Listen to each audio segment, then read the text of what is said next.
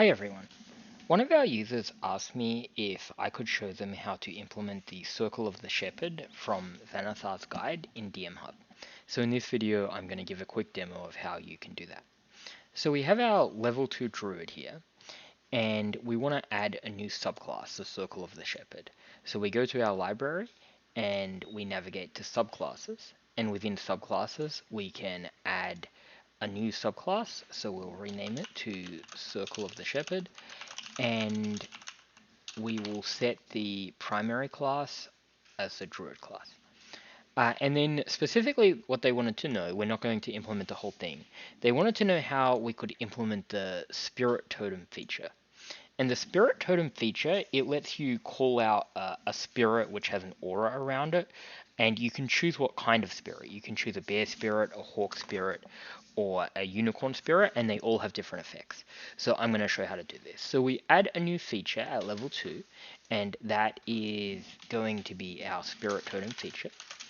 And what's interesting is this allows you to call out the spirit, and when you do, it's basically a modal ability. You can choose which mode: bear, hawk, or unicorn. And we do have the way to do modal abilities in DMHub. For this, since each mode is kind of completely different to each other, I think the best approach is going to be to make just 3 different abilities. And so when you have this feature, you get 3 different abilities. But since the ability can only be used once per short or long rest, it means that these 3 abilities have to share a common resource that they will use. And when the resource is used up, you won't be able to use the ability again until you take a rest. So the first thing we're going to do is we're going to say that this grants a resource. But to do this, we need to go and make a new resource. So we're going to go to the resources section, and in the resources section, we're going to add a new resource. So we press the plus button, gives us a new resource, and we're going to call it we'll just call it Spirit Totem. And we type here, we can type class specific as the grouping to mean it's a class specific resource, and that just controls how to display it. And then we should give this an icon. So I will upload a new icon that looks appropriate. This totem icon will represent whether you have the resource. And we can maybe recolor this a little bit. So we go back now to our subclasses, and we go back to the Circle of the Shepherd, and in here we can resume doing this where we put grant resource, and we select the Spirit Totem resource. So this gives you the feature says that you can use the Spirit Totem feature once per short or long rest. So we've given one. This says that you can just use it once. And on that topic, I should go back to the resource, and we need to set where the resource reset. So we need to make sure, and it was correct, it's per short rest. So you can choose how often they get the resource back. So every short rest. So we'll go back again to our subclass, the Circle of the Shepherd, and we've granted ourselves a resource, and then we also have to now give ourselves the actual abilities. So we grant ourselves an activated ability, and first we're going to do the bear spirit. So we type in bear spirit. We can give it an icon. I chose this bear icon, which, well, looks a little bit ridiculous, but you can choose whichever icon you prefer. We can recolor our icon however we want, and then we want to make it so that when this is used, we have to it uses up a bonus action to use it, and it uses up the resource that we added. So it uses up the Spirit Totem resource, and it just uses one of them. And so the type of spell, the type of ability this is, it basically targets in a sphere, because it targets a radius, and so it targets a radius of 30 feet, and it has a range of 60 feet. And then when you cast it, the bear spirit says that uh, it gives all creatures of your choice in the aura grant temporary hit points. Now, when it says creatures of your choice, you can always override everything manually. The easiest thing to do from a DMHub point of view is to just do all friendly creatures, because that's usually what people want to do. And if they don't want to do all friendly creatures, you can just adjust it when you cast it. So this it does that, and that's not really like an aura. That's just like a one-time effect. But then in addition, the allies gain advantage on strength checks and strength saving throws while in the aura. So what this ability is going to do is it is going to apply an ongoing effect, and that's the temporary hit points. And temporary hit points are done by an ongoing effect because there's a lot of weirdness in the rules with how temporary hit points interact with other temporary hit points. You can only have one set of temporary hit points. So we're going to say that this applies to targets of the spell, and we are going to clarify that targets are not our enemies. So not enemy. And if you click here, you can see documentation, and it actually has that as an example in the documentation of all the different things you can type here. So not enemy. So this will only apply the effects to friends.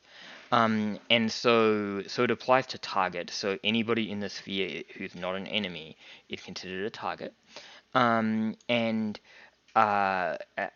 what we're going to do is we are going to gain temporary hit points. And it says that they gain temporary hit points equal to 5 plus your druid level. And that's just as simple as typing 5 plus druid level. And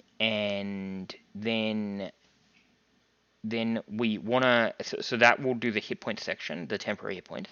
We also want to make it so that the aura is permanent, or as the duration of the spell, and you and your allies gain advantage on strength checks and strength saving throws while in the aura.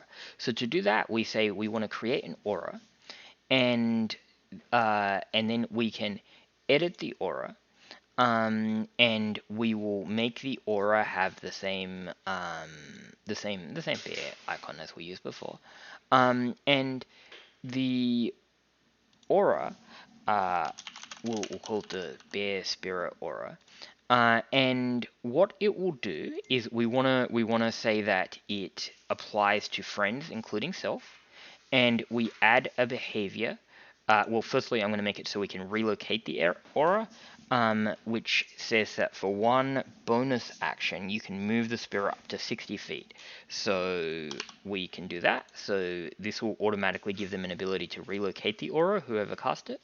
And then we want to make it so this aura makes the people in the aura, it modifies their d20 rolls. Specifically, it wants to modify rolls so that they get advantage on strength checks and strength saving throws. So we can modify saving throws, and it'll modify strength saving throws, and what it will do is it will offer advantage. And so this, when it says modify roll, this is just added to the end of whatever the, so if it was like 1d20 plus 4, it will add this text advantage on the end, and in our roll language, advantage just does what you would expect. And then, so that's done the saving throw portion, and then we have to add another one that's very similar to do the strength. So that is a skill roll, and the skill is strength, and then again it offers advantage. And then importantly, what we want to do is we want to add a visible object to this aura, and to do that, we should actually go and add an object to DMHub, where we'll go into objects, and under auras, anything in here. So we have one for, say, Moonbeam. Anything in here will be offered as an option there. So we're going to make ourselves a new object.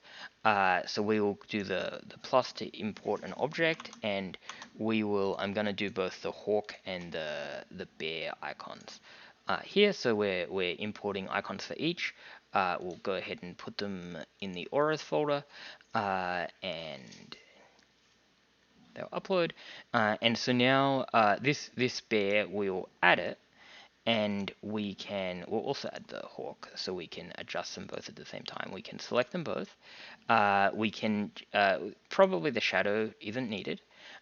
We can probably tweak their appearance. Maybe give them only partial opacity, so they're a little bit see-through. And then,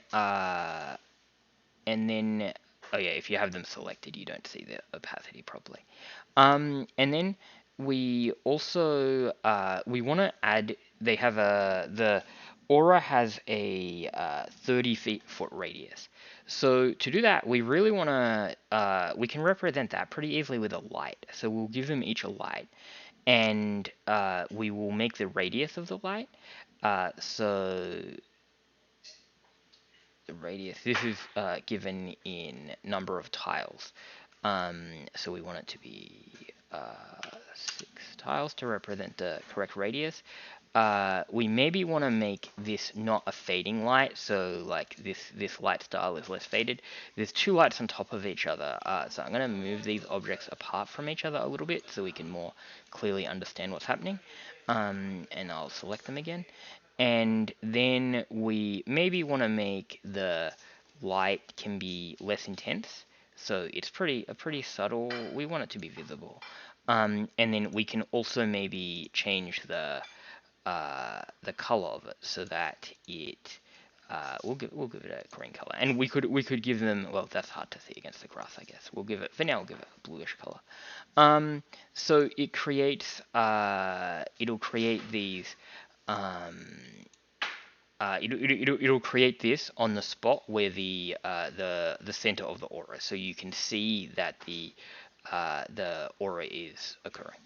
I'll tweak the intensity up a little bit again, just so we can see what's going on. Okay, so you've done that, and then you can go back to your, you have to save this to the, save changes to blueprint to apply it to this one. We can do that to this as well.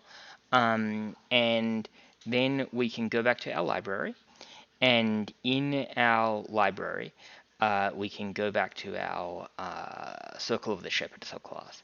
And here we can edit the ability again and drill down to edit the aura. And now we should see an option for the, I should have given that a better name, but the bear, that we just added. So now that should all work correctly for the bear. So let's try it out. We are going to we can go ahead and delete these 2 icons, and we can go ahead and get our druid, and we can, in the character builder, we can select her druidic circle, which we chose, our new Circle of the Shepherd. You'll see that because she's a Circle of the Shepherd, she has this Spirit Totem resource that refreshes on a short rest, and she has this Spirit Totem which uses the uses that resource when it's used. And so now she can actually go ahead and cast that, and she can choose a location. You'll see that it shows the area of the aura, and then she casts it, and you now get this aura. And if we move into the aura, we should see that our character now, if we make a if we make, say, a strength check, you'll see that by default it gives us advantage on the strength check because we have the Bear Spirit aura applying. You'll also see down here the character has this little icon showing that it has the Bear Spirit aura, and if you had written a description in the Bear Spirit, you would actually see it written there. So that should give you a good overview how to add things like this. And if you, it would now be just a matter of also adding the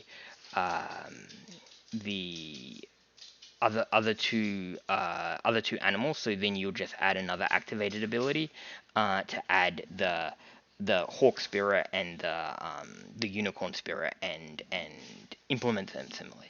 Hopefully this gives you a good overview though, and you'll be able to do that on your own.